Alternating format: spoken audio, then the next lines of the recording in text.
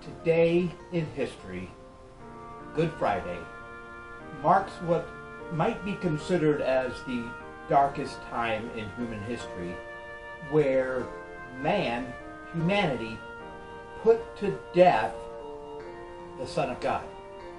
And for those that were followers of Christ, for those that were his family, that were his disciples, that were his friends, this was a day full of grief.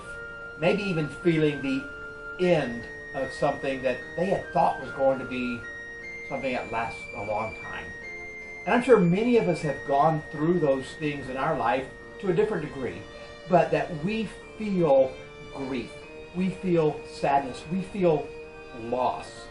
Jesus was betrayed. His disciples then lost what was, to them, they saw it as God coming to earth to save them, to change things. And he was their friend. They loved him, and yet they lost him.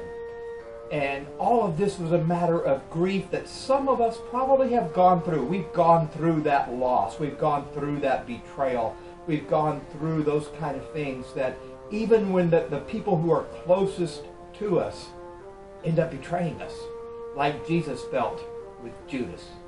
And even when we lose our greatest friend, like the disciples lost Jesus, we feel this grief, and it seems like it's going to last forever.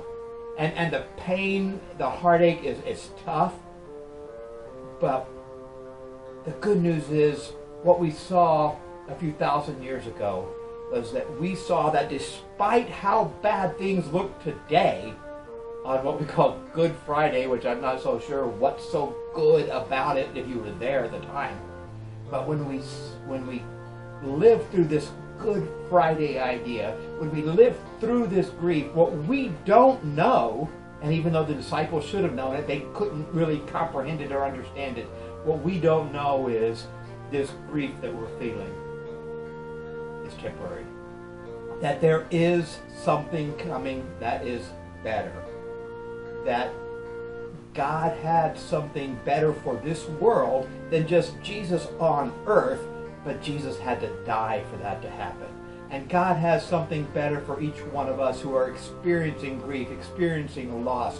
There is going to be a time that our Easter will happen, that where Jesus rose from the dead 3 days later, we too are going to rise out of our state of melancholy, out of our state of sadness, to experience something that God has something so much more powerful, greater for us. And it's just our job to wait. The disciples, the friends of Jesus, they had to wait for what seemed to be an eternity, those 3 days. But they had to wait. And they had to suffer through their sadness. They had to suffer through their grief so that that resurrection could happen and bring a brightness that has never been felt before. Something that turned the history of the whole world completely around and brought a bridge between God and man. And that happened because of Good Friday. Because of the sadness that we had to go through at that time, because of the grief of that old rugged cross, that we have life now. And so this goes beyond the idea of grief turning into joy, goes beyond Good Friday. But it started there.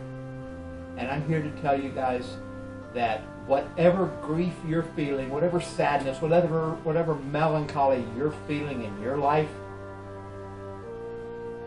it's Friday now, but Sunday's coming. You may be feeling that death inside you now, but resurrection in your life is coming. Hold tight. Hold on. Don't give up. Be strong. God is going to provide a way. That's my Good Friday little devotional for you. I'll see you later.